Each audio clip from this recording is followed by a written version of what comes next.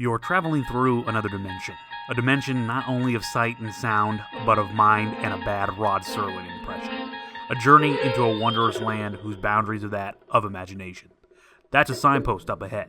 Your next stop, Tickets Please. It's Tickets Please, with your host Austin Gould and Carson Gray, with special guest Braden Tanner. Everyone, welcome. This is Tickets Please, an episode we're covering Twilight Zone Tower of Terror in Hollywood Studios, or formerly MGM, in Orlando, Florida. And joining us for the first ever guest on the show is the multi-talented actor, singer, father, and all-around excellent human being, Braden Tanner. Oh, stop it, you. Stop it, you. Yes. Thank you for gracing us with your presence. Yes, thank you for having me. I'm excited. I feel like I failed you. I told you months ago that I was going on a trip to Disney World, and I did not ride a single ride. So I have nothing to report on.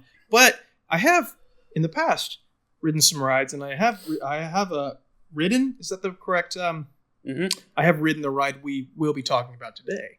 So wait, how long were you in Disney, and how did you not get in on a single ride? Okay, we did ride rides. We didn't ride any of the rides that I thought we would really be talking about today. I see. We rode a lot of Star Wars. Like I told you, we rode the oh yeah, those were the best. What was it? The Rise of the Resistance. Is that what it was? Amazing ride. That was the last ride we rode. So good. But we pretty much just spent all day in whatever the planet. What's the planet called? The Star Wars section. It's called Galaxy's Edge. Galaxy's Edge. And we also visited we just spent all day in Hollywood Studios. So a lot of attractions, just not as many that's fun. Real rides in the way I see rides personally. Because I grew up going to Six Flags and stuff. So when I think of rides, I think of roller coasters or just things like that. But I didn't get to ride the rides that I... Oh, shit, I just muted myself. I just muted myself, my bad.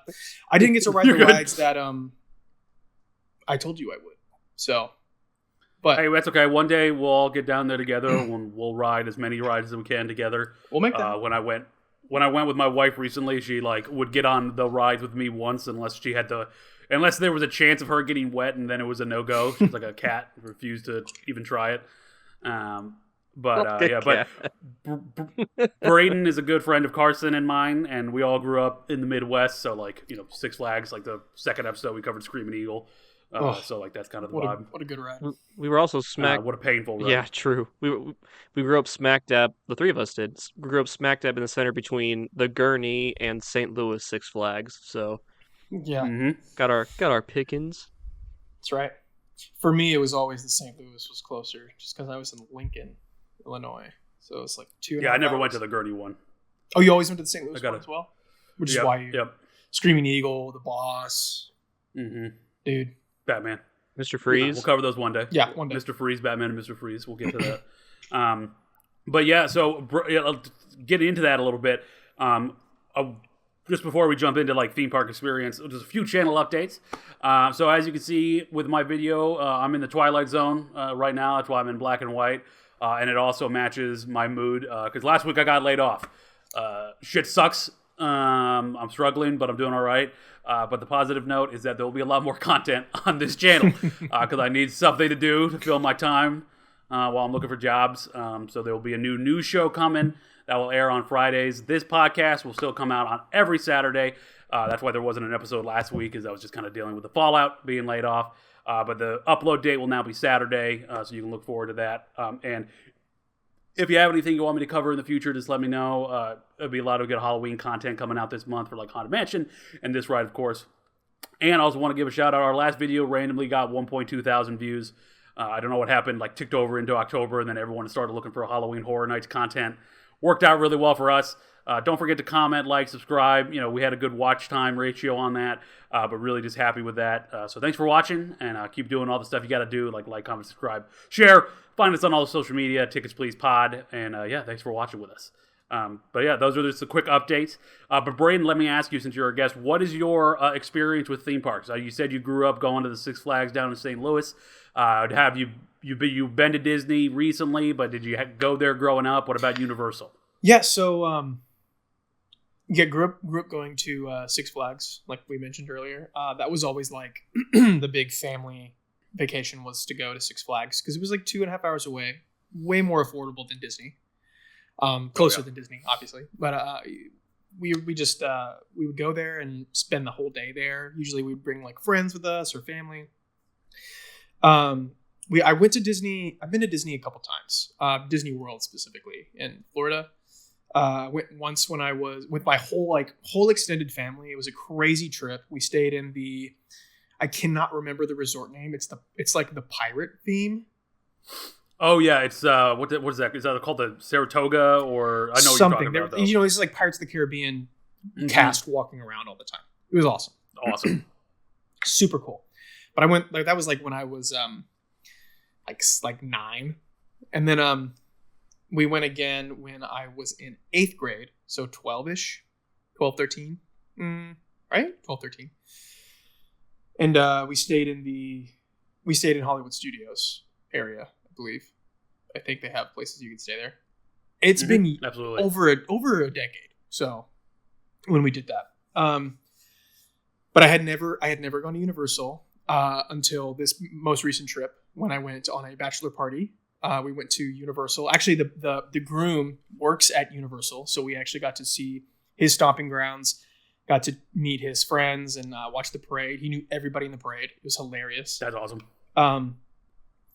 So that was my first time at Universal. Had a great time. Did the Men in Black ride. Did like we experienced like Diagon Alley and things like that, and like so much fun. Yeah. Did you go to the New Land? Did you go to Epic Universe? We did not get to go to Epic because it's so new. And we were there with employees, so we would have a lot of like, we essentially got in for free. But gotcha. Epic, you're not allowed to yet because it's so new, and I think they get 2 comps a month, and of course they're like, we're to Houston, we want to go too. So like we were like, absolutely. All I've heard is that it's great, super cool. Yeah, so Universal was great. I actually worked as a performer at Cedar Point in Ohio.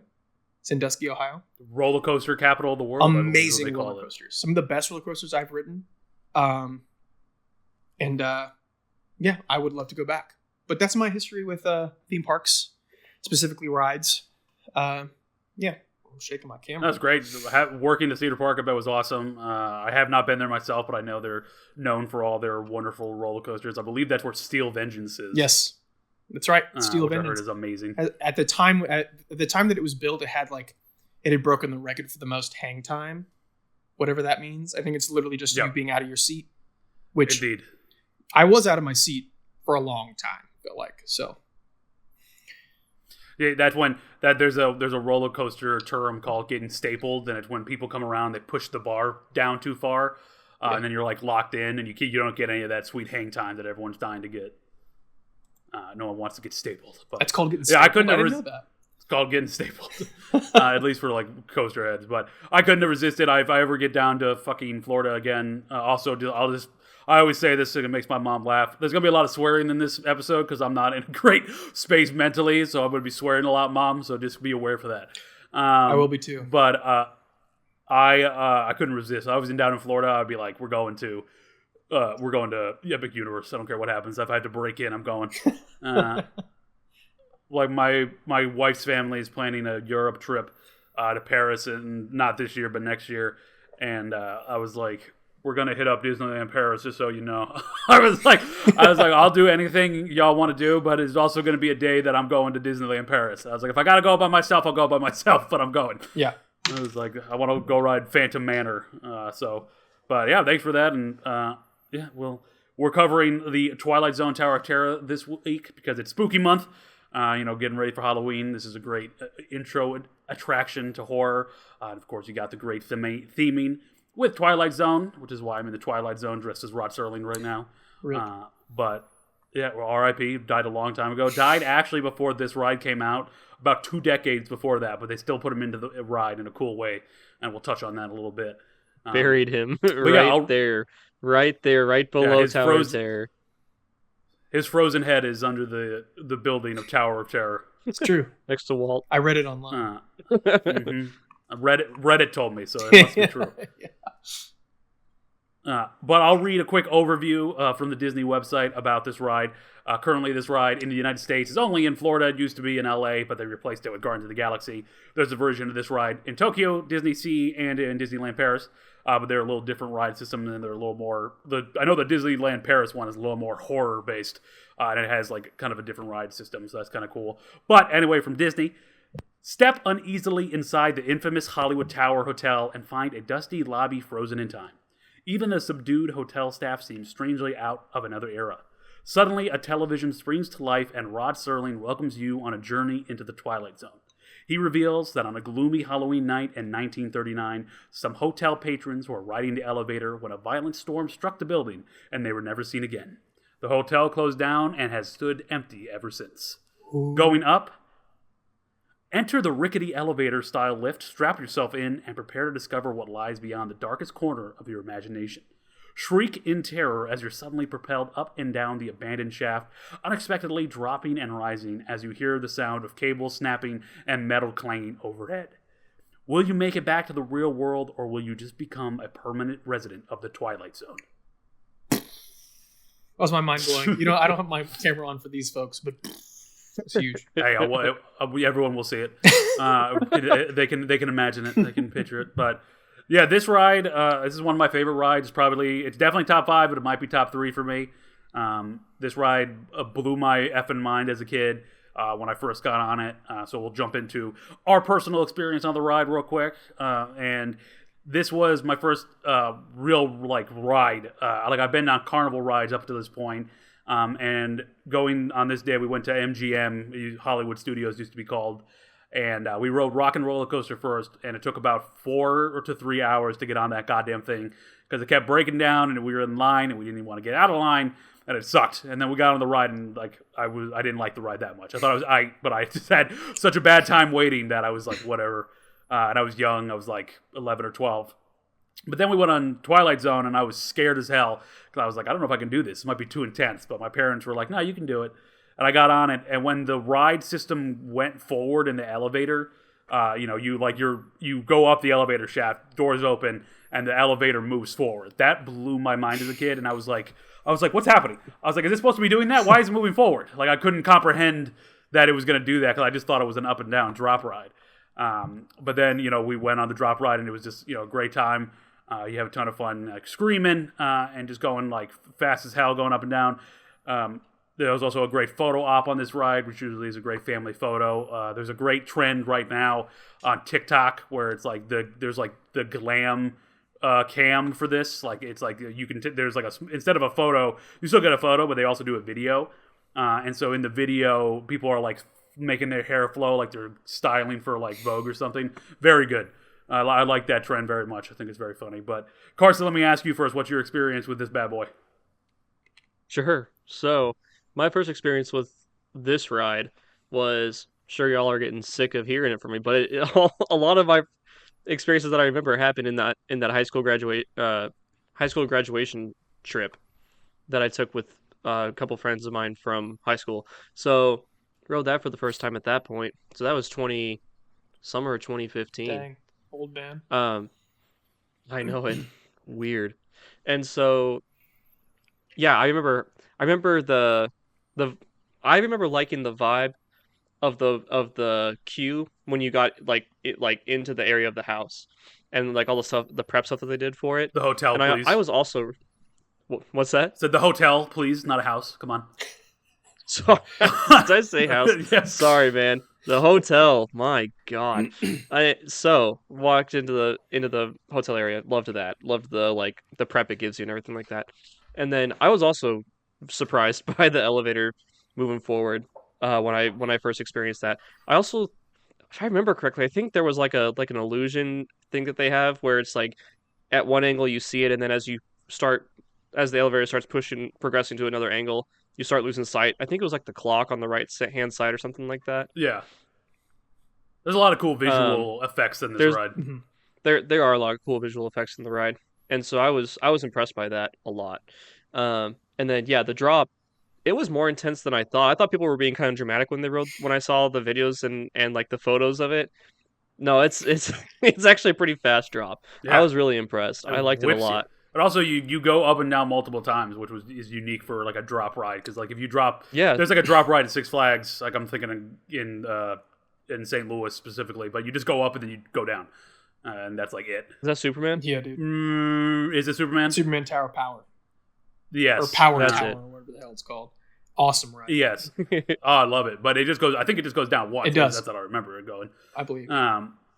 But this ride you go up and down, and you get like that great photo op, and you get a lot of great visuals. But Braden, I know you said it, you re-experienced this ride today via video, but tell me about your first experience on it. Yeah, no, my first experience was I've been on it twice. It was the first time we went when I was like 9 or 10, but I was like a really tall kid, so I was able to get on all these rides that all the rest of the 9-year-olds couldn't ride. It was great.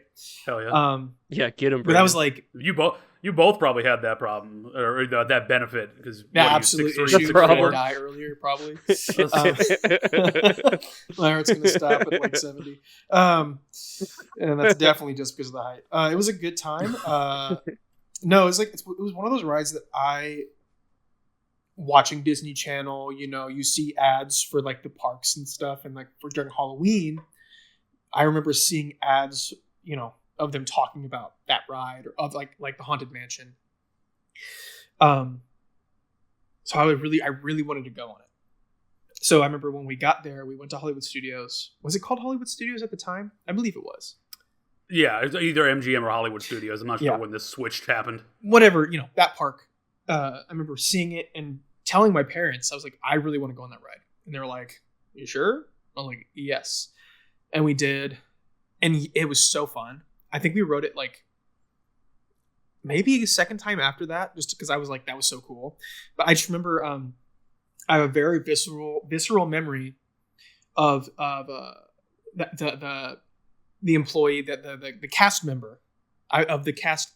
I'm gonna do that again for the recording. I have a very visceral memory of the cast member being so in character, and the world building of the hotel was so cool to me. That's part of what Carson was talking about with like the queue, and like the set of the queue was so good, like so good for like the story of like the ambience of the ride that you're like actually about to get fucking lost in this haunted hotel. But yeah, the going up and down, you start kind of in the dark too, like before you go all the way up. Oh yeah. And then you look out across the park. I remember that part shook me to my core. Like being able to see all the people and like it's daylight out, but I'm going back into this horrifying hotel. It's like a glimpse of hope, but then it's getting stripped away from me at the last moment. I'm going back into hell. You know what I'm saying? It's so cool. Oh man, poetic. It's very. I think that was the intention. Was like, Oh yeah. oh no, you're going back in. I mean, Twilight Zone is very poetic in that way. You know, just like the episodes and the content. For sure. But I think you nailed it. I mean, like I was a big fan of Twilight Zone even when I was young, going into this ride, so that's why I wanted to ride it because I like Twilight Zone. And this is not based off an episode, which I always thought would be cool, but I kind of like that of its own. It's kind of like its own episode by itself. Yeah. And so I like that it stands by itself. And this was not my first experience, but I wanted to mention it. Riding this with my lovely wife, Amara. She's a very mild-mannered person, but she just does not do extreme rides, just doesn't like them. When we were just in Disneyland about a month ago, she did not get on any roller coasters with me. And these guys have seen the photos of me just on roller coasters by myself because I couldn't get my wife to go with me. I always make her ride Twilight Zone because it's just my favorite ride. And the first time we rode it back in like 2019, or that's not right, 2021, she, like I said, very mild-mannered, almost never swears. In line for the ride, she was like, I can't believe you getting me on this fucking ride. She was like, what the fuck am I doing? She was like, I can't believe I'm getting on this thing. And I was dying. I thought it was so funny. I love when Amar pulls that out of the back pocket, dude. So it cracks funny. me up every time. It's just so unexpected. But she was just like reeling. She was like, I don't know if I can do it. And I was like, you'll be all right. I was like, look at the kids around you. There are kids on this ride. You'll be good. And then you were talking about the cast members. They always do a great job with this ride. They're usually very deadpan, like they're part of the haunted hotel or something. But our guy, like, he shut the doors and he was like, "You can scream, but it won't matter." And Amar was like, "What?" Amar was like, "What did he say?" And I was like, "Don't worry about it." And then when the drops happened, she was screaming like I didn't know she could scream.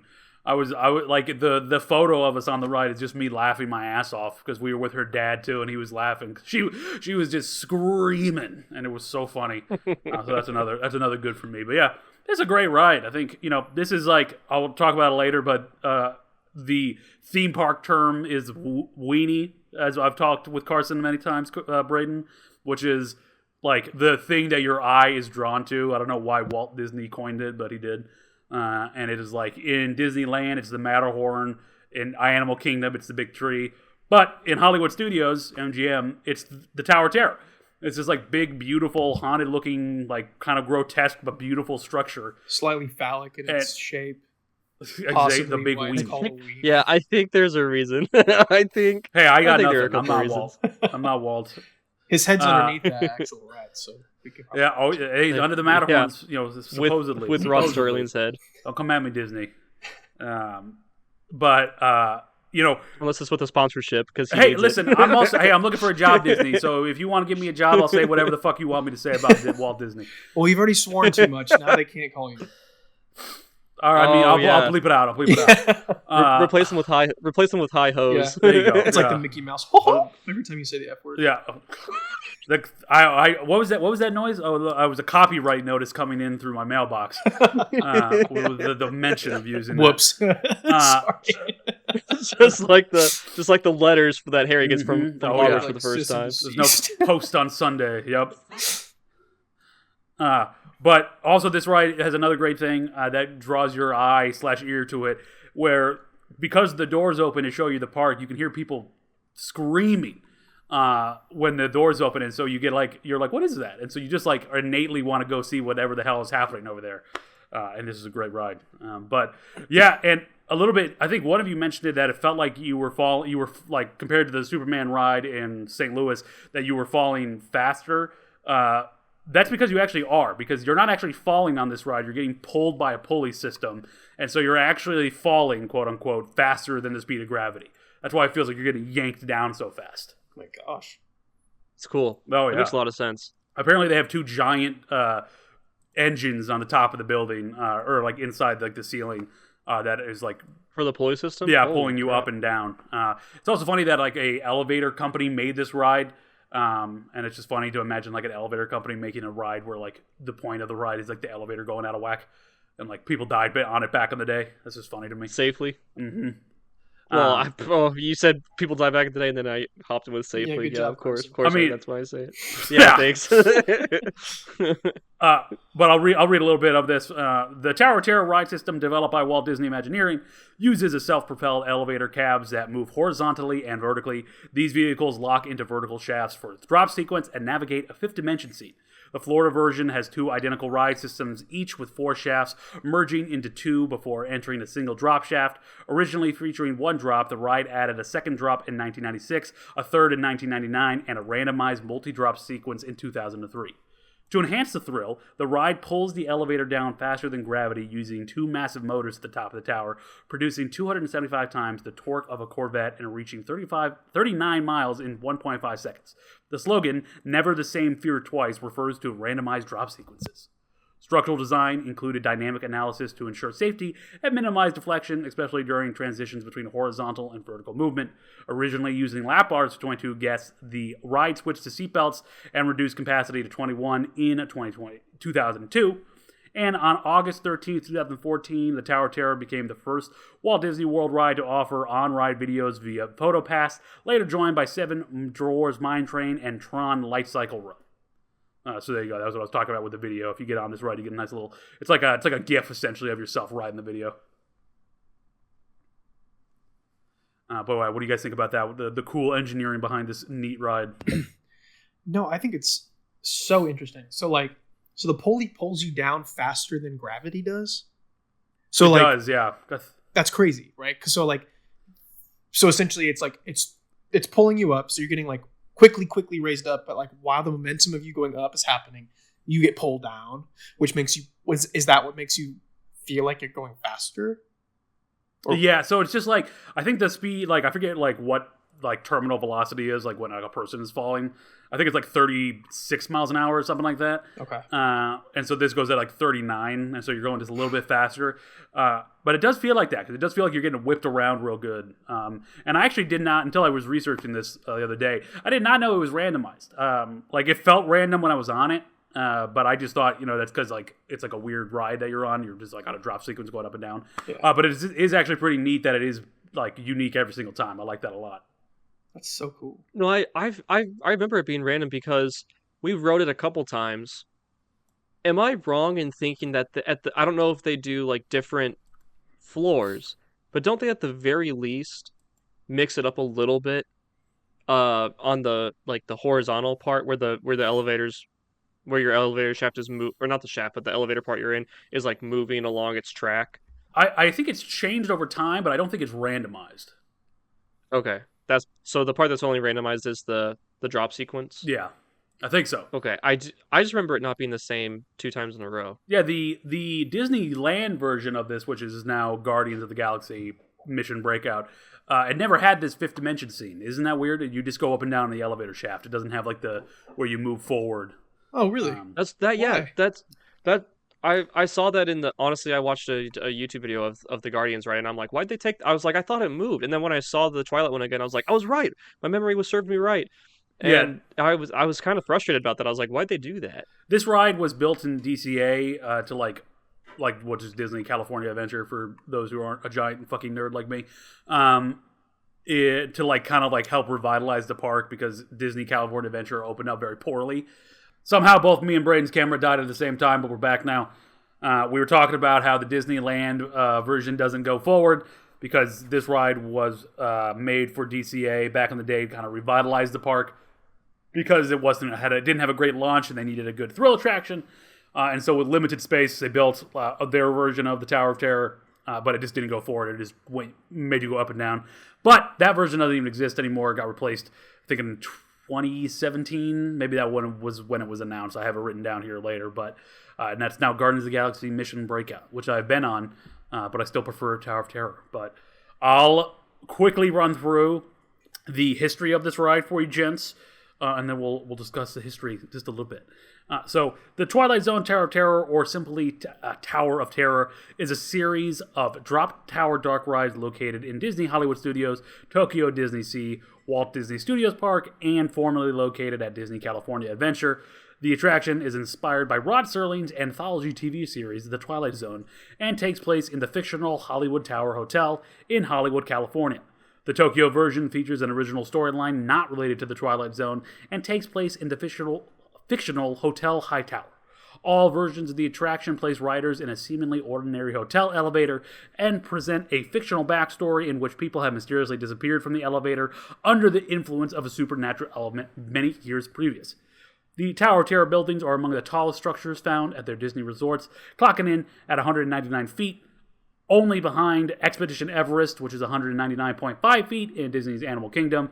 They can't be over 200 feet, or they would have to put an airplane tower on top of it to signal airplanes. We talked about that before, so that's why pretty much everything is under 200 feet 200 feet in Disney World. But in the late 80s, a second phase of development was beginning for the Disneyland Paris, also known as Euro Disney at the time. Included was a freefall type ride in Frontierland that was to be named Geyser Mountain. It would have been part roller coaster and part freefall ride that shot guests up a vertical shaft. This plan was scrapped, but was picked up by Disney Hollywood Studios, then MGM Studios, as part of a massive expansion to their U.S. park. Several attractions had already been proposed, including Dick Tracy's Crime Stoppers, which sucks. I'm glad they did not pick that one. That one has like a 10-year timestamp written all over it, which will later be made into Indiana Jones Adventure at Disneyland. And they still needed a major e-ticket, and so the idea of a drop shaft ride came up. There had been several proposed ideas for haunted attractions, including a ride based on Stephen King novels, a Vincent Price ghost tour, a Mel Brooks narrated ride, a real hotel, and an award show honoring classic monsters starring Godzilla, hosted by Eddie Murphy and Elvira. That is a fever dream right there. That's I like a would love 90s that. fever dream. I would love it too. I wish he still did that, but something about that, like a Godzilla accepting an award being presented by Eddie Murphy and Elvira is so funny. I would love that. I would love the Stephen King idea. I knew you were going to say that. As soon as I wrote that, I was like, Carson's going to be like Stephen King. I'm all about it. Yes, sir. There's no fucking way. I bet that was like somebody threw that idea out and they were like, no. There's no way they would make a Stephen King ride into Disney Park. Could you just imagine no way. Stephen King plus Disney? I literally cannot. And I also like the idea of this being an actual hotel. I know that idea has been floated around. Like, guests could stay, like, there could be a couple of rooms at the top of the tower and guests could stay there. That would be fucking awesome. I bet it'd be loud as a motherfucker, though, up in that place. But I would still love to stay there. Also, I love the idea of a Mel Brooks narrated ride. I think they were going to do. You can kind of see it based off the structure, but the original plan was to have a young Frankenstein ride instead of a Twilight Zone. I know, it'd be so funny. That's another idea that is just a crazy idea to me. But I love that. I would love that personally. But continue with Blazing Saddles. No. Once again, that's as likely as the Stephen King thing. Hey, It's I guess Blazing Disney and I won't Saddles. ever get along then. Remember when he picks up the black guy and he's like, "Oh boys," he's like, "Where are the white women at?" I love that movie. What movie is this? Blazing Saddles. Blazing I haven't seen it Saddles. so long. Oh my god. They're freaking Gene Wilder is trying to get the attention of KKK members, Fucking hilarious. and so he holds up the main character. He's the guy, and he just says, "Where are the white women at?" KKK members run at him. Very funny. Anyway, continuing with the history, Walt Disney Imagineering eventually took inspiration from Rod Serling anthology stories featured in the Twilight Zone as a foundation for the attraction's original story. Imagineers mused that the attraction would be able to take guests into the fifth dimension that Serling always described as unlocking in every episode of the series. With the project in firm development, Disney licensed the right to Twilight Zone from CBS, even though they technically don't own it. The Imagineering team settled on a 1930s-era hotel from the Twilight Zone theme, but a new ride system had to be built, which would allow both more capacity and make the ride drop faster than gravity, as said. Otis Elevator Company was tasked to create the vertical ride system, while Eaton Kenway developed the ride that could drive itself horizontally. Disney felt that Rod Serling needed to be part of the attraction, although he had died almost 2 decades before this ride came out. In order to include Serling in the attraction, Disney opted to hold auditions to cast his voice, with Carol Serling, Rod's widow, serving as a consultant for the casting. After many auditions, Mark Silverman was chosen by Carol to provide her late husband's voice. The archival footage of Serling used in the pre-show was taken from the Twilight Zone episode It's a Good Life. Silverman would later reprise the voice role for additional lines for Disney California Adventure. He also reprised the voice of Serling in the first finale of the 2019 revival of the Twilight Zone. The child actor in the ride's pre-show and the ride experience is voiced by Kat Crescenda, who also voiced Constance Hatchaway in The Haunted Mansion. So that's pretty cool that they added Rod Serling into this ride, even though he had died. I actually didn't know when I was a kid and I wrote this. I didn't know Rod Serling was dead. And so I just thought it was Rod Serling. But it's neat how they used editing techniques to like add him to the ride. They take footage from that episode. It's like it has the same intro, but when it cuts to the script for the Twilight Zone Tower of Terror, it cuts away to him like pointing at a screen, and so you can't tell that it's not Rod Serling. And the guy, Mark Silverman, who did the voice, does a great job. I think he sounds just like the guy, and I think that's a cool bit of editing. Yes. I'm gonna be so for real. I thought it was, thought it was Rod Serling for the longest time until I read the wiki today, and I was like, "Holy crap!" Yeah, it looks really good. Yeah, I didn't know either. If somebody wouldn't have told me, I wouldn't have picked it out because it sounds so perfect to me. And it's cool that Rod Serling's widow got to be involved with the process as well. Some good faith stuff right there. Unfortunately, on July 23rd, 2016, Disney announced at San Diego Comic-Con that the Tower of Terror at Disney California Adventure would be replaced by Guardians of the Galaxy Mission Breakout, the first U.S. Disney-based ride on a Marvel Cinematic Universe. It opened May 2017 using the same structure and ride system. I've been on the Guardians ride. I've been on the Halloween version. I thought it was really good, but I still like Tower of Terror more. And I still couldn't get out of my head that I was just in a boiler room when I was when I was in the Guardians of the Galaxy ride. I just felt like I was in a boiler room the whole time, and I was like, this is just a boiler room. But it's still fun to see. Also, I mentioned this later, but the boiler room from the one in Florida is from a hotel in Chicago, so that's fun for us because we all grew up in Illinois. But that will move on to the good, the bad, the ugly. This is the section of the podcast where we talk about what's good, what's bad, and what's ugly about this ride. I will take the lead, and you guys can chime in as we go through the sections as well. For the good, I wrote this is a truly thrilling ride that is not a roller coaster. For a drop ride, very high class, and the multiple drops make it world class in my opinion. Opening the doors is a great touch. I feel like this works a little bit better at night. And Florida has the worst view of the parks, it seems. I did a quick look at all the door opening sections from the different park, and Florida, there's one that looks at the park, and there's one that looks just into like the vast evergreen, like, nothingness that is the Florida flatlands. So that's kind of lame. I still like the idea though. I said this is a top 3 Disney weenie. As the thing that draws your eye to it. Having the elevator move forward blew my mind as a kid, as I mentioned before. And this ride has a ton of capacity.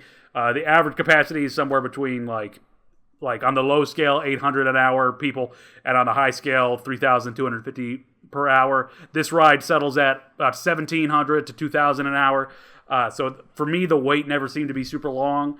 And it's kind of ride just churns out people and they keep it going. There's also a nice touch on this ride where you board the elevator is not where you get off. So when you see people line up to get in the elevators in the boiler room, that's not where they get off. So it has a nice illusion that people are getting lost on this ride instead of just coming, like, if you're on Splash Mountain, you get off where you come on. So what about you guys? What's the good for you guys here? Yeah, the ambiance, like I said earlier, like just the straight up the set design of the queue and the cast members just spot on. Really just adds to the spooky factor of like the haunted Halloween vibe. Yeah, absolutely. And it's just, I mean, it's a fun ride. But I can't say the state of dark rides, I think right now is, at least for me, yeah, my opinion, of course, I'm not exactly trusting that a dark ride will be very fun. It can be really impressive, but not necessarily always guaranteed to be fun.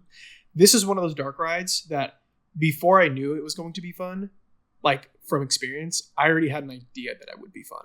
You know what I mean? Just because of the vibe of the entire building, of the queue.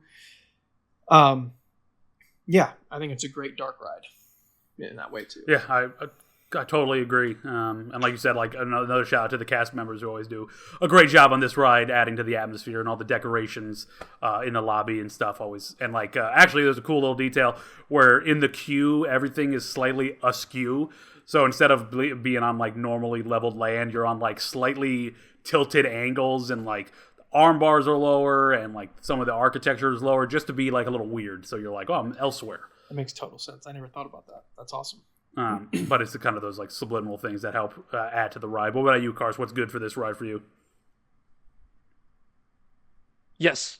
Yeah. No, I like the openings with the elevator and being able to look out at the park like that. I think that's really freaking cool. I would love to see what it looks like from the California run, because I've only been to the one in Orlando. Yeah, California had a better view just because you get to see like a lot more of like the pretty structures in the park, and California has a prettier landscape than Florida. Mm-hmm. So I would love to go check that one out. But yeah, I mean, I still enjoyed the openings at the start. Like when you get to the top one for the elevator, you're like, oh, nice, cool, and then it just drops from under you, and you don't even notice it. Yeah, you do notice it, but you don't expect it. You don't even expect it. That's the word I was looking for. Yeah, the only bad I wrote down for this section is something that you guys both like, and you guys have turned my opinion on it. Especially Braden, when you said like, I don't like when this is a all-time night ride for me. Like if you can get on this at night and it's dark out, this is a great ride. Or it's not a great ride only because of that, but it adds to it. But I'd never liked when the doors open and it was like the hot Florida sun hitting me in the face, because I felt like it ruined the ambience on the ride. But I really like what you said earlier, Braden, about like you dropping back down into hell, and that's like the last gasp. I think it's like the hand above water. I think I really loved the way you phrased that, and so it's kind of turned my mind there. But any bad on this for you guys? I don't know. Well, I think bad for me is that I have never experienced it at night. I think that just sounds like such a cool experience. I mean, I've only been able to come up with this, this poetic interpretation of writing it during the day because it's all I've done. But I can't imagine what writing it at night feels like.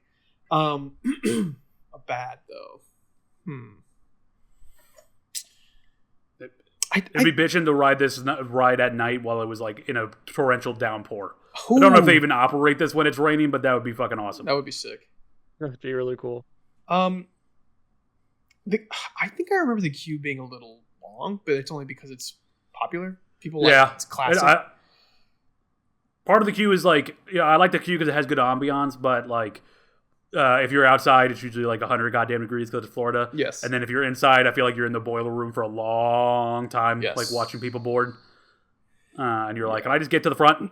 And then you're just kind of in like a boiler room. There's not like a ton to do. What about you, Cars? What you got? Any bad here? Oh man, from my personal experience, it was that wait time because the wait time was long. We expected that. Even with Fast Pass, we had a Fast Pass when we were there, and even then, that Fast Pass line was pretty long. What's that? I was gonna say that might come up in the test later. We'll see. The tickets pulsometer. Oh shit! There's a test. The test. we gotta put the. I hope you studied, Braden. We gotta put the ride through its paces, see if it passes our test. We're testing it. But bad for me. God, that with this ride specifically, it's kind of tough. You know what? I'm just gonna say it. The bad for me is are we sticking to strictly the Twilight Zone, or can we include the Guardians update? Unless your bad is the update I don't like, then I would stay away from Guardians, if that makes sense. Okay, well that's exactly what I was gonna say. Okay, then I would say that. So bad with just this Twilight Zone themed one. No, you can say the other thing because, like, I think what you're saying, like, about like what you're probably gonna say is that, like, because I feel the same way. Is that like I like Twilight Zone better than I like Guardians, even though I like Guardians a lot. But it's also just kind of weird because like the Guardians ride is at Avengers Campus in DCA, which seems to make sense. But then it's like the Collector's Tower is in Avengers Campus. Like, why is that there? Right. Well, for what I was going to specifically lead into is that like I don't like the bad for me is that the Guardians one took out the horizontal part of the ride. Never had it. That's what I was gonna. It never had it. Even that version of the Twilight Zone in DCA never had the horizontal movement. It only dropped you up and down. Really? Yeah. Oh, that explains it. Then. I thought they had taken that out. Okay. No. Well, then never mind. I do. The one thing that Hollywood did differently, I believe, and I believe this is still the same with Guardians, is that you get ripped up first instead of being dropped down. Gotcha. Which was kind of cool if you're expecting to drop first and then you get pulled up really fast. But my real bad then at that point is just going to be the wait time. Honestly, the wait time is wild. That's fair. Third time's the charm. And for the ugly, I don't really have anything ugly for this other than I have a fear of this getting replaced down in Florida. I feel like people think this is a safe attraction. I don't think it's very safe. I think this is in a park. Hollywood Studios that doesn't really have an identity. I think Disney is going to feel the pressure to update something soon. I don't think anyone knows what Twilight Zone is, especially the younger people. They don't care. I could very easily see this going away in the next 5 years or so.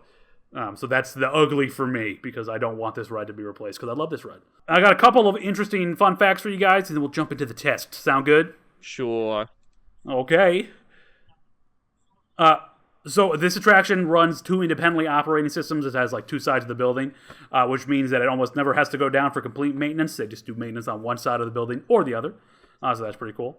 All the furniture in the lobby is authentic, dating back to the 1920s and the 1930s. Much of it was sourced from garage sales, estate sales, and antique shops, which I also like. There's also like a directory when you walk into the lobby that's like, what it tells you what floor is, whatever. If you look at the bottom of the directory, the letters that have fallen off due to time say take the stairs instead of the elevator. So it's a pretty nice little joke there from the Imagineers. In the basement, I'd mentioned this earlier, but you'll find a massive boiler that was actually salvaged from a historic hotel in Chicago. When the ride originally opened and only had lap bars, no seatbelts, I would have loved to experience that. Just to see what that's like with no seatbelt and not get stapled down. Carson, you mentioned the wait time. When the wait time is less for this ride, it never dips below 13 minutes because 13 is spooky, and most hotels don't have a 13th floor because humans are superstitious by nature. And the Haunted Mansion also does this. It never dips below 13 minutes. So both haunted attractions never dip below 13-minute wait time. And then, of course, as I talked about before, there's a great photo op on this ride. Take a family photo, lots of fun, and have that family. It's you can download it on your phone now, so you don't got to pay for it in the parks. But that a lot of fun there. But all right, gentlemen, are you guys ready for the piece de resistance, which is the tickets plazometer, which is now our test that consists of 10 questions, which are pass or fail. The three of us will rank these individually, and then at the end of the test, go over our own scores and the Tickets Please aggregate score. The Tickets Please ometer score system is as follows. If it scores 1 point, it is called Tickets Discontinued. 2 through 3, it's Tickets Trashed. 4 through 5, it's Tickets Tolerated. 6 through 7, it's Tickets Appreciated. 8 through 9 is Tickets Treasured. And if it gets a glorious perfect 10, it is Tickets Pleased. So That is our test. And we'll go through this together, and I will read the questions for us, and each come up with our own answer. But the first one, and this is time, I'm going to be serious here for a second, because over the last month, 2 people have died at theme parks due to heart conditions or other injuries that they experienced on a ride. So the first test is to all that come to this happy place, and it is about, can your grandma get on this ride? Can a small kid get on this ride? Are there other limitations?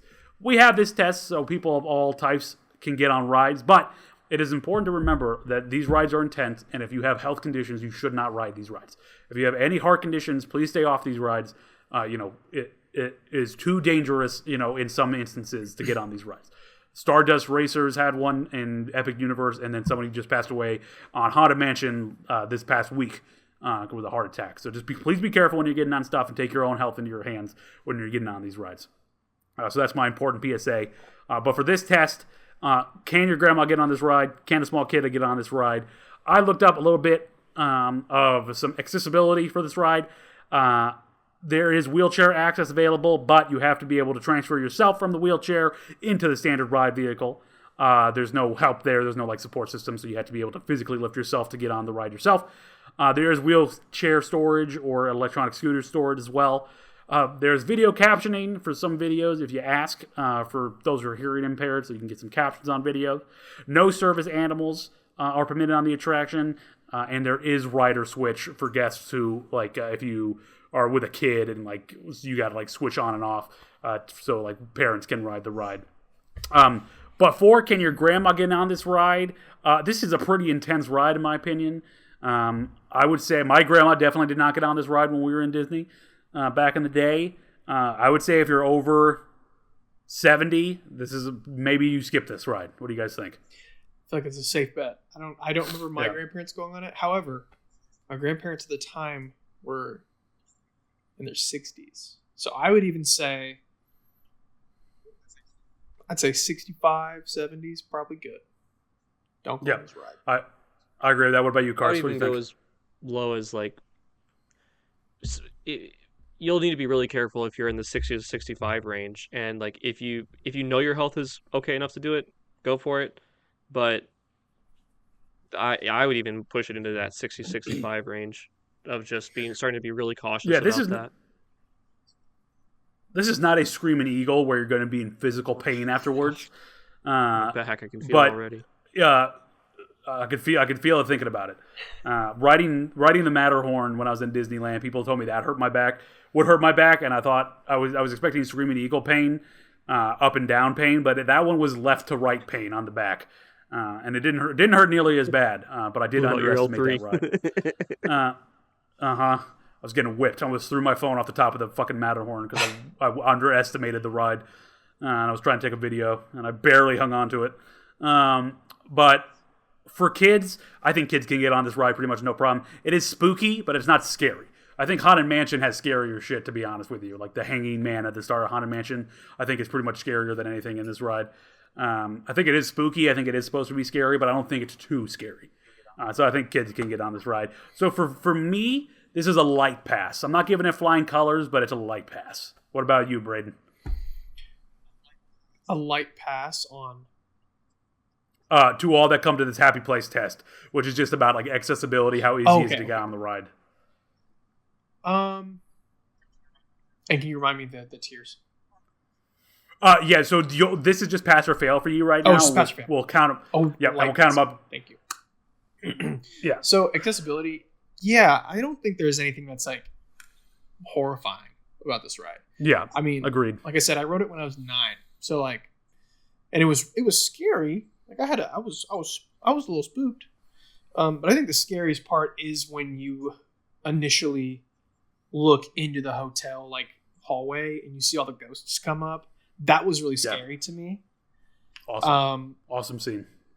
But like, that's like the scariest part. So I think pass. Carson, what about you? Yeah, I would say pass as well. Y'all hit the right points that I was going to hit, honestly. From what I can remember, it's actually pretty handicap accessible too. It's a has wheelchair accessibility, nice, electric scooter accessibility. nice wide entrance and everything like that. So yeah, I would say it's a solid pass for me. And Braden, just keep track of your passes and fail. You can just like write out somewhere like 1 through 10 and just write pass. Okay, or so grandma not getting in the ride was a fail. No, so it's just one ride in total, one test in total, which is just to all that come to this happy place. I just wrote the sub questions to kind of like get you thinking about what the question is. Okay. So we all passed that one. So you could put 1 pass. Got it. Thank you for that. No problem. Moving on to question number 2 is the shake, rattle, and roll test. What is the ride physically like? What is its top speed? If it's aiming to be thrilling, does it succeed? Does it cause any discomfort? Does it fulfill its purpose? For me, this one was flying colors. This ride knows what it is, as Braden, you said earlier. It's exactly what it's advertised to be. It's a great thrilling ride, but it's not a roller coaster, so it's a different type of thrill. Physically, even though you're going up and down, this ride is very comfortable for me. Like I didn't experience any pain getting like whipped around too much, like not even whiplash or nothing like that. Top speed is 39 miles an hour, but it's on a drop, not on a roller coaster, so the speed is perceived as a little differently. I think this ride is immensely thrilling, and yeah, for me, that's just a flying colors pass. What about you, Cars? What do you think? Oh yeah, easy pass. I don't even have much to add to it. Pass.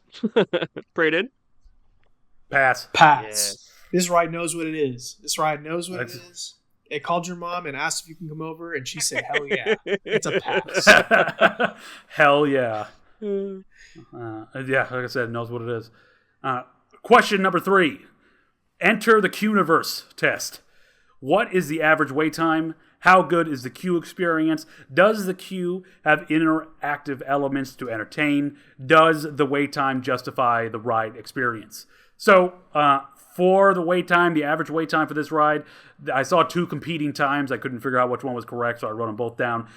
From Thrill Data, the average wait time is somewhere between 28 minutes and 50 minutes. The max wait time ever recorded being 300 minutes, which is just over 5 hours, which is fucking insane. Do not wait. Once again, do not wait for any ride for 4 hours. Just don't do it. Find it, like, come back let another time. Go do other stuff in the park and come back later. Get a fast pass. It's an unbelievable amount of time to wait. You're going to waste your whole day waiting in one line. Don't do that. But the average wait time, 28 to 50 minutes. I think the queue is good. I don't think it's anything to write home about. I don't think it's like the best queue in the world. I think it's like a good queue that helps its theming, but doesn't really have any interactive elements. It's not like super detailed. Like I think it'd be cool if you actually got to walk through the lobby. I wish the queue like serpented through the lobby, but you just kind of see the outside of the lobby, then you go into the boiler room. But I wish you got a little bit more time in there. And so for me, I'm gonna give this a fail because I think 28 to 50 minutes, that's a pretty decently long time to wait for this ride. I love this ride and I would still get on it. But I don't think the queue is anything to write home about. And I personally would not wait 50 minutes for this unless it was unless I hadn't ridden it yet and I wasn't going to be able to ride it. What about you, Braden? What do you think? Yeah, no, it's a it's a fail. Like the queue is really fun for 1994. It's really good the very first time. I think in terms of like if you were gonna get anything out of the ambience, I think it's really cool and like, yeah, wow, this is really setting me up. And it's like I'm gonna go back on the ride. I don't really give a crap about what it looks like. I already know what the ride's gonna be. Like I just want to go on the ride, but now I have to wait another hour to get back on. I'm good. Agreed. I rode it once. I'm not going to get back on it again. I won't be able to. I mean, I could do better. I could do other things that are more worth my time. So yeah, a fail for me. Agreed. What about you, Cars? Yeah, sounds like it's going to be a unanimous fail. I totally agree. And also, like once you get like into the inside part of it, like it's a really cool design and everything like that when you get inside, but it's not. It's one of those things where it's just like it's like a house tour. You're just like, okay, yeah, I've seen this room for a long time now. I think I'm ready to move on. And I'm standing the in this boiler. spot for 5 minutes. The boiler room is like that because you see everyone else boarding, but you just are like, all right. You're like, why is so much of this queue in the boiler room? So yeah, epic fail. Fail. Test number 4: To Infinity and Beyond test. Does this ride create a world beyond itself? Can it be adapted into other media? How popular is it? Has it created a legacy? This might be the strongest pass I can give a ride. It was based off something outside of Disney, Twilight Zone. It definitely creates a world beyond itself. It creates a lot of wonder. Because it's not based off an episode of Twilight Zone, it's kind of its own episode of Twilight Zone. And it's fun to explore what you think might be happening to the characters or what's happening just in terms of the hotel. Can it be adapted into other media? Already has. This is an extremely popular attraction, even the one that got changed, Guardians of the Galaxy. It was popular before it got changed. It's very popular after it got changed. And as a legacy, everyone loves this ride. Very, as you've seen through this podcast, we have very few bad things or criticisms of this ride to say. But yeah, that's a pass for me. What about you, Cars? I mean, yeah, super easy pass. Very adaptable, obviously, to other mediums. And is continuing to be adapted to other mediums outside of Twilight Zone, as we have clearly seen. So yeah, easily a solid pass for me as well. And Braden, what about you? Yeah, pass. Like I said before, like this, I knew about this ride before I knew what Twilight Zone was. I was like, oh, Tower of Terror, like we're going to Disney World, we have to ride that. So like even in my little world, like it had a life, and it still does. There are rides that I cannot remember the name of that I've ridden, but I will never forget this ride. So yeah. I think that's a great answer. So you. it's a pass for all of us. Yes. And test number 5, the downtime test. How has this ride adapted over time? Does it experience frequent downtime? Is it difficult to get on in terms of wait times? Or just like in terms of like some rides, it's like you need a fast pass, or there's a bunch of other crap you got to do. This ride I think has adapted very well. I actually until I was researching it, I didn't realize that it only used to have one drop, but over time has changed to have a bunch of different drops and have actually a randomized sequence of drops. Because it's set at a different time in like the 30s, it kind of feels like it doesn't age in a bad way. Just kind of it ages like perfectly, because it's already so old, so it just kind of like fits the narrative. You don't have to worry about like updating it. As I mentioned earlier, this ride actually does not feature downtime because of the way the system is built. They can either work on one side of the building or the other. And in terms of is it difficult to get on, you might have to wait a bit, but sometimes when you go to theme parks, you got to wait. But there's nothing in particular like weird hours or extra tickets you have to buy for this ride. So for me, this one's a pass. Braden, what about you? Yeah, pass. We were talking about wait time. Like, well, it's like 25 to 50 minutes. I think that's totally worth it. If that's like one of the rides you wanted to hit, or hell, if you just see it, and you're like, that looks really fun, I want to go on that, I would wait an hour for it. I would tell somebody to wait an hour to go on it. I don't ever, downtime, like it was never down. It wasn't even down when we were there last month. Like, there are rides that break down all the time, like Rock and Roller Coaster, like a number of rides that just break down all the damn time. But this Rock and Roller Coaster was broken down when we got there. Was it Always really? broken. I don't know what's up. Yeah. I don't know what's up with that ride system. Like, I don't know why it breaks down so constantly, but it always does. But people love it, man. You know what? I do too. I had a good time. I've been like, I haven't ridden it over a decade, so. I can't wait to do an episode on that. We'll have to do one soon because it's actually, I think it's still running right now, but it's about to get replaced with the Muppets Rockin' Roller Coaster and be down for a bit of time. I hope they make the which I'm really adjustments they need so it stops breaking down as much. My God. We'll see. I love Muppets very much, and so I'm excited. I hope this ride is very good and it's not like a cheap overlay because I'm a big Muppet guy. But pass for me. Carson, what about you? Downtime. Yeah, that's a pass for me too. Because I agree with Braden. I don't like when I was thinking back to my experience when I was there with my high school friends. It was not down. We never heard any news about it being down. We never heard news about any maintenance at a certain time. We did not have an issue with the pacing, the overall pacing of the, even though it took a little while to wait, the pacing for the fast pass lane that we had at the time, that was still going just fine. Like, it wasn't unbearable. So yeah, I personally have no reason to give it a fail. So pass it is. Pass.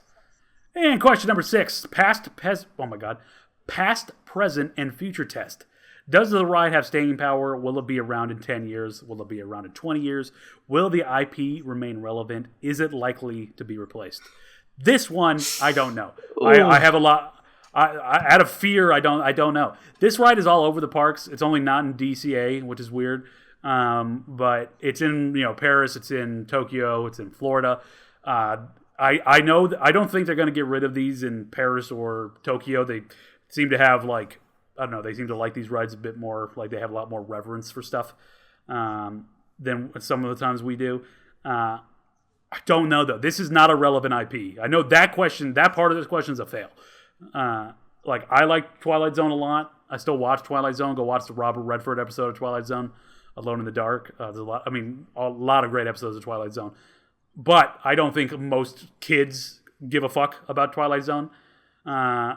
So 10 years, 10 years, maybe 20 years, I doubt it. Does this ride have staying power? The ride system does. They kept their exact ride system the same. They just changed it to Guardians of the Galaxy. But the fact that they'd already changed it once to me, for me personally, even though it kills me, I'm going to give this a fail. Yeah.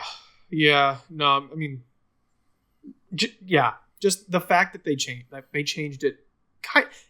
It seems like they changed it pretty easily to the Guardians thing. Yeah. They were like, just like an overlay. Money? Mm-hmm.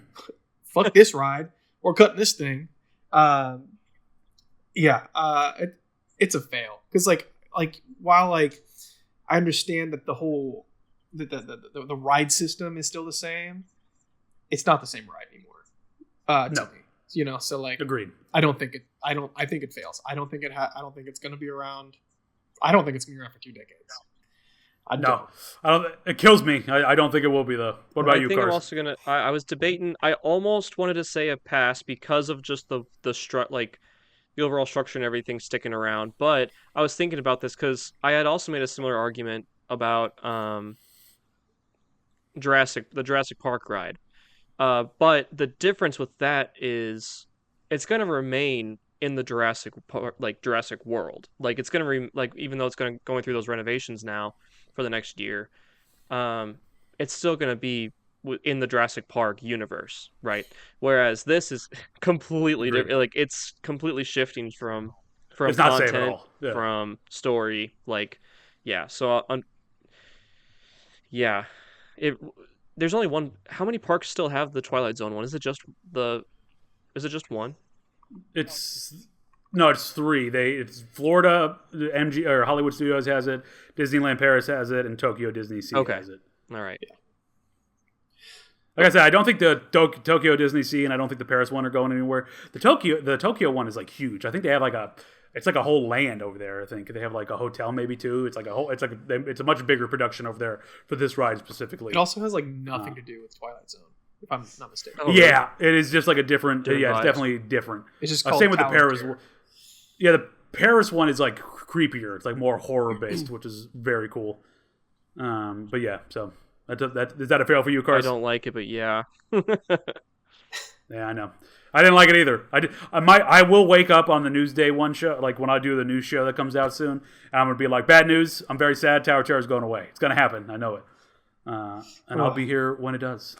And we'll all three of us will fly down there and we'll handcuff ourselves to the Tower of Terror so they can't replace it. It's You have to Tower kill hugger. me. They had to kill me. Tower hugger. Weenie Exactly. hugger. Weenie. There you go. Let's get shirts that say that right across. Oh, This God. one's a quick get a learner, hat. Austin. Just get a This nice one's a quick baseball learner. cap. Test number 7, the Mel Brooks test, merchandising. Would you buy merchandise from this ride? If yes, what would it be? Does it translate well into sales? I would love to buy merch from this ride. I have a bunch of crap on my desk from various stuff, Disney and Universal, whatnot. I would love like a little like statue of the Tower of Terror. I would love a hat. I would pretty much love anything about Tower of Terror that they would offer me. I have a mug that I got from Disney from Mickey Minnie's Runaway Railway, which is just like a rail car. It's like the lead car of a train. I would love like a hotel-shaped mug. But for me, that's a pass because I love this ride. Braden, what about you? Hey, this is the first time we disagree. I would not buy Okay. merch for this ride. Hey, don't kill me right now. Probably can't say that. Don't You can say whatever. crucify me. Hey. Wait. I don't think that it is iconic enough to warrant merchandising. Really? What about like a poster that had the silhouette of the tower?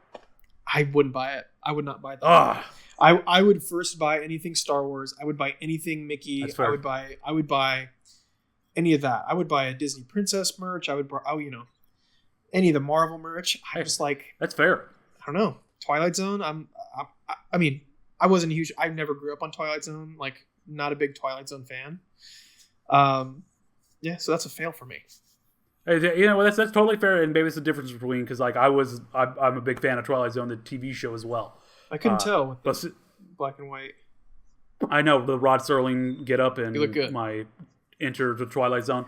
Carson, what about you? Would you buy merch for this ride? Yeah, in a heartbeat. Yeah. Yeah. Unfortunately, our guest is gonna have to stand alone on that one. I'm gonna give it a solid. I know it. Give it a solid pass. That's what I'm talking about. But that's okay, There we Brady. go. You can still stick All right. around. First difference. That's all right. Mix it up. Trying to mix it up. We need it. Hey. The people want it. Conflict. Test number 8, Top Gunning for more. Does this ride offer enough to justify multiple rides? Are people excited after riding? Is excitement noticeable in the line? Like, does it build up in the line when you're waiting? Another Flying Colors pass. I didn't realize it was randomized until I was doing research for this ride, and I still would have rode this multiple times thinking it was the exact same drop sequence because it's just that fun. And though this ride is simple in terms of what it essentially just has dark ride elements, but is essentially just a spruced up drop tower. It knows exactly what it is, and it hits those notes perfectly. It's like a 3-dish meal, but every part of, or not 3-dish, a 3-ingredient meal, but every ingredient is perfect. And I think people are very excited afterwards. People love to see themselves on the ride as well in terms of photos. That helps build excitement. And my wife can attest that she was, she was nervous, but it was definitely building up as we were getting towards the elevator. So that's a pass for me. What about you, Carson? Yeah. Yep. Solid pass. I totally agree with that. Just the ambiance of it all. I love it. You get immersed right away. Brandon, I remember like the way that you eloquently described it. Yeah, you're just in it from the get-go. Really, once you enter that hotel, not a house, but a hotel. See, I learned my lesson too. But hey, there you go. Yeah, You were a quick learner too. Solid pass. Braden, what about you? Yeah, pass. I would ride it more than once. Easy. Yep. I mean, I love drop towers, but also like, yeah, the theater of it all is just so fun. It's so good. Absolutely. The projections are still amazing. I like what we talked about earlier, like the timelessness of like the 30s aesthetic. It's creepy, man. It works. Yeah, that's another great point. Is that the projection, like the whatever you want to call it, like the animation, the screens, they actually look good on this ride. They look great. Some of the rides That's true. suck. Like the freaking Harry Potter one that I liked a lot in Universal. That ride's projections and screens are Yeah. atrocious. Really. Like the fire looks so bad. I don't know what the hell is up with that. Especially for a movie franchise that has like pretty decent effects throughout all of them besides the first one. But yeah, this ride does. I didn't even think about that because that's how seamless it is. But yeah, it does age well. But that's a pass for all of us. And test number 9, a ghost will follow you home test. Does this ride linger in your thoughts days later? Would you recommend it to others? Another, this is a pass for me. I love this ride. This is like I said, top 5, maybe even a top 3 ride for me. I definitely would recommend it to pretty much anyone that was able to get on it. I dragged my wife on it who hates thrill rides, and she even had a great time on the ride. So if that's any justification for it, she had a great time. And I actually got her to re-ride it with me when we were just in Disney. It was the Guardians ride. Same system, though. And she was like, oh, I love that ride in Disney World, so I'll get on it. So that's a pass for me. What about you, Braden? Yeah, pass. Like I said, like we went there a month ago, and I just looked at that tower and I just chill up my spine. I was like, the memories just come rushing back. That's the ghost. Absolutely. Man. It The ghost coming back. It follows you and it haunts you when you home. least suspect it. You know what I'm saying? No, but yeah, Absolutely. I remember having so much fun, and like I still think about how much fun that was. I have flashbacks to going on as a kid, and Yeah. lovely. I can remember each time I've gotten this ride, I can remember like distinct memories I have. So it definitely lingers. What about you, Cars? Yeah, solid pass for me because, yeah, I'm right there with you. It just as soon as I see any sort of like photos of it or anything like that, I instantly go back to the first time I rode the ride for the graduation party. It was so cool. And that brings us to our final test, which is the Tickets Please priority test. Is this experience worth planning your day around? Would you wait the average wait time to ride? Kind of already answered that. If you don't ride, will your day have been worse? For me, this is a pass. I can't. No one wanted to ride this ride when I went there in Disney World, but I was like, listen, I'm not leaving without riding this ride. I was like, this is one of my favorite rides. We should all get on it. The wait time is short. I was like, we can just have a great time and then we can get out of here. But this is a priority for me. I would definitely plan my day around this ride. That's how good of the ride I think this is. So for me, that's a pass. Carson? Oh, this might be where I part the ways. Just Carson. Diverge I again. know it. You're stingy with this test. I don't think you've passed this test once yet. It's because it's man. It's because I don't, as much as I love the ride, I don't think I would want to plan a whole day to make sure that becomes the focus.